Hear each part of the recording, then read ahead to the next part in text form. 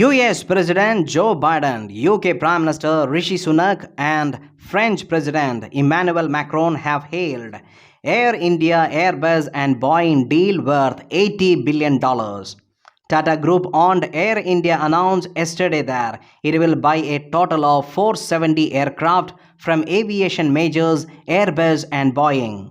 The deal is Boeing's third biggest sale in terms of order. Welcoming the mega deal, US President Joe Biden said that the landmark deal will create up to 1 million jobs across 44 states in US.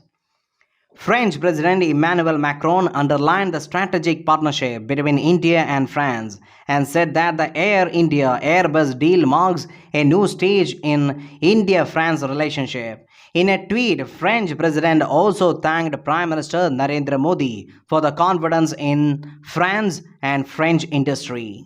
British Prime Minister Rishi Sunak has hailed the deal by Airbus and Rolls-Royce by supply new aircraft to Air India as a landmark moment for country's aerospace sector and reiterated his commitment to continue building ties with India. Mr. Sunak said that the deal demonstrates that the sky is the limit for UK's thriving aerospace sector. The UK government said the pact will create highly skilled jobs in Wales and England, helping boost exports and economy. Tata Sons and Air India chairman N. Chandrasekaran said that the order is an important step in realizing Air India's ambition as it transforms itself across safety, customer service, technology, engineering, network, and human resources.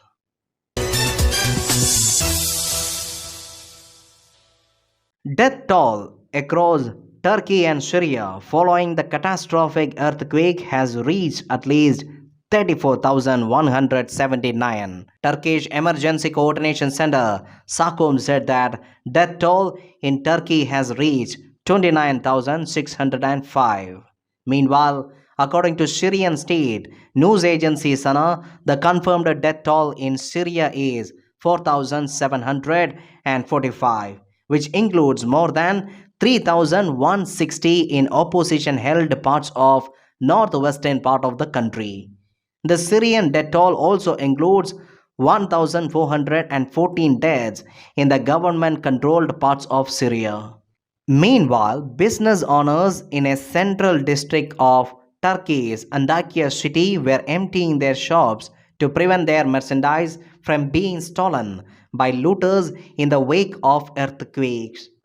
In Antakya, residents and aid workers who came from other cities have cited worsening security conditions with widespread accounts of businesses and collapsed homes being looted. Some residents were left homeless by the earthquake and are now sleeping in their cars and tents. On the other hand, the World Health Organization chief Tedros Adhanom said that the Syrian president had voiced openness to more border crossing for aid to be brought to quake victims in the rebel-held northwestern part of the country. Mr. Tedros told that he had met with the Syrian president in Damascus to discuss the response to the devastating earthquake. Rebel-held areas in northwestern Syria, which has been ravaged by more than a decade of civil war and are in a particularly dire situation. Astronomers have recently revealed the latest deep field image from NASA's James Webb Space Telescope, featuring never before seen details in a region of space known as Pandora's Cluster, Abell 2744. It is a giant galaxy cluster. It appears to be the result of a simultaneously pileup of at least 4 separate smaller galaxy clusters. The crash took place over a span of 350 million years. The galaxies in the cluster make up less than 5% of its mass. The gas around 20% is so hot that it shines only in X-rays. Dark matter makes up around 75% of the cluster's mass. It is located around 4 billion light years from the Earth. They are the largest objects in the universe that are held together by their own gravity. They contain hundreds or thousands of galaxies, lots of hot plasma, and a large amount of invisible dark matter. Galaxy clusters are home to the biggest galaxies in the known universe and provide us with information about the structure of the universe on the largest scale.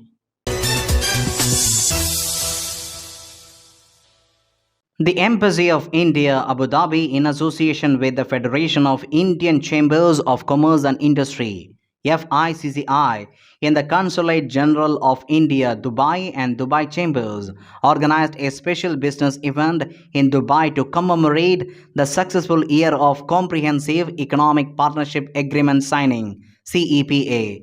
More than 200 leading businesses from India and UAE attended the event.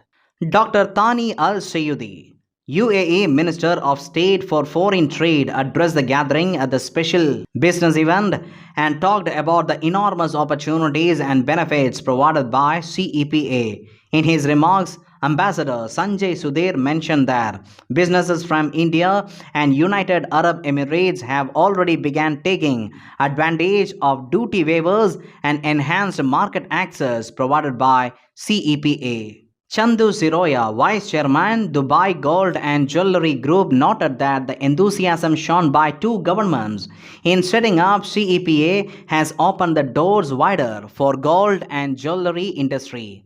On the occasion, a memorandum of understanding was signed between the CEO of Lulu Group International and FICCI. The Deputy Secretary General FICCI, in his vote of thanks, mentioned that FICCI has taken a pledge to showcase the strength of different states of India in Dubai till 2030, starting from April 2023. The historical India UAE Comprehensive Economic Partnership Agreement was signed on 18th February 2022 during the virtual summit in the presence of Sri Narendra Modi, Honorable Prime Minister of India, and His Highness Sheikh Mohammed bin Zayed, President of United Arab Emirates.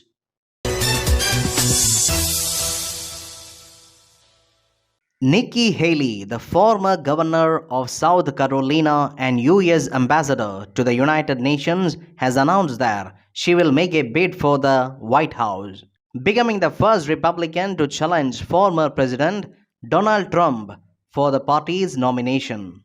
Haley, who served under Trump, made the announcement in a video posted online, in which she declared that it's time for a new generation of leadership.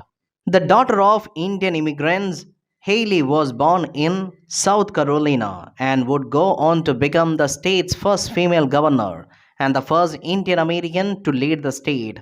If she wins the Republican presidential nomination in 2024, she would make history again as the first woman and first Asian American at the top of the GOP ticket.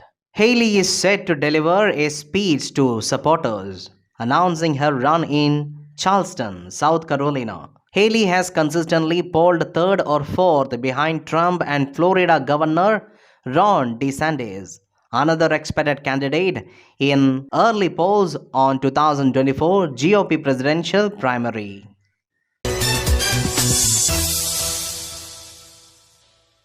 In Pakistan, the federal government increased the fuel price to a historic high last night. This came hours after government introduced a tax-loaded Finance Bill 2023. According to media reports, the price of petrol has been moved to 272 Pakistani rupees per litre after an increase of 22.20 rupees. The price of high-speed diesel has been increased to 280 rupees per litre after a hike of 17.20 rupees. Kerosene oil has reached 202.73 rupees per litre following a 12.90 rupees hike. Pakistan's Federal Board of Revenue has issued statutory regulatory orders raising the standard general sales tax rate from 17 to 18% in order to collect taxes totaling 115 billion rupees. Local media reported that 55 billion rupees will be raised through other measures related to Finance Bill 2023.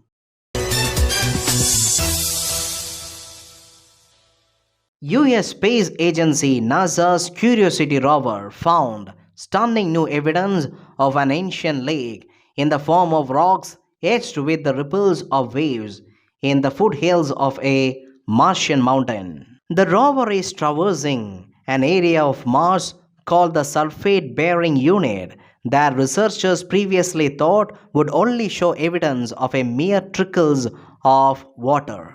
The rover has now found some of the clearest evidence yet of ancient waters. The sulfate bearing unit is a region previously identified by the Mars Reconnaissance Orbiter as containing salty mineral deposits just beneath a 5,500-meter mountain called Mount Sharp. According to NASA, Curiosity has attempted to extract samples from some of the rocks, but they proved too hard for the rover's drill. Meanwhile, scientists are hoping the vehicle will stumble on some softer spot more conducive to sample collection as its trek continues. The Curiosity rover has been exploring Martian surface for about a decade, and it's been climbing the base of Mount Sharp since 2014. Sri Lanka's Public Utilities Commission has approved the hike in power tariff to the tune of 66%. The four-member commission approved the tariff hike with a majority while the chairman of the commission dissented. Meanwhile, speaking to the media, Sri Lanka's power minister said that with the tariff hike, the island will have no power cuts from today. He further said that arrangements have also been made with the state banks to obtain fuel, naphtha and coal for the production of electricity. The minister also assured that this tariff hike does not cover long-standing costs or gives additional income to the Ceylon Electricity Board. Under IMF staff-level agreement, Sri Lanka has to operate cost-reflective tariffs. Sri Lanka is making efforts to unlock a $2.9 billion bridge financing from IMF, which India had backed as the first creditor nation. Sri Lanka has been facing runaway inflation over the last year, which has eased slightly to 54% in January. Secretary General of the Inter-Parliamentary Union expresses appreciation for UAE's steadfast efforts to enhance women's empowerment and promote the culture of gender balance. The UAE Gender Balance Council met to discuss new ways to strengthen cooperation with the Inter-Parliamentary Union, the global organization of national parliaments, in order to accelerate the international efforts to achieve UN SDG 5 on the empowerment of girls and women around the world. The two organizations have agreed to conduct a joint study on the positive impact of increasing women's representation in regional legislatures.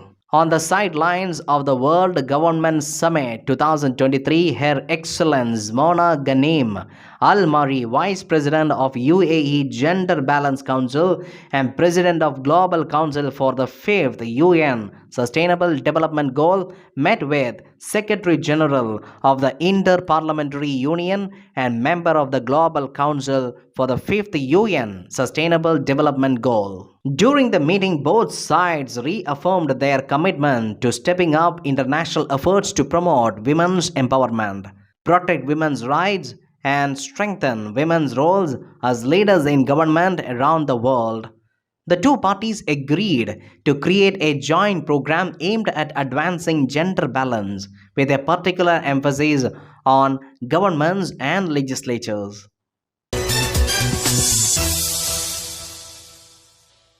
World Bank chief David Malpass yesterday announced that he would step down from the post before his 5-year term expires. Mr. Malpass was appointed to the role in 2019 and previously served as Under Secretary of the Treasury for International Affairs in US administration. According to media reports, in recent months, Malpass has come up against calls for his resignation or removal. Climate activists had called for Malpass to be ousted for what they said was an inadequate approach to the climate crisis. Treasury Secretary Janet Yellen in a statement said that US is looking forward to a swift nomination process for Malpass' successor.